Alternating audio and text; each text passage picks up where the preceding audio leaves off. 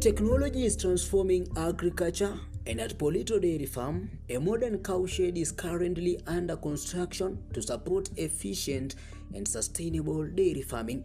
This new facility is designed to provide a clean and comfortable environment for the cows, which is the key to improve their health and boost milk production.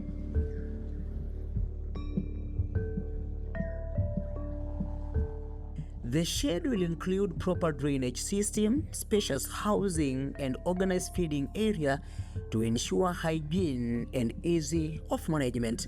By embracing modern farming methods, Polito Dairy Farm aims to reduce labor, increase productivity, and maintain high-quality milk standards. The project highlights a strong commitment to smart farming, where innovation enhances traditional practices for better results and long-term sustainability.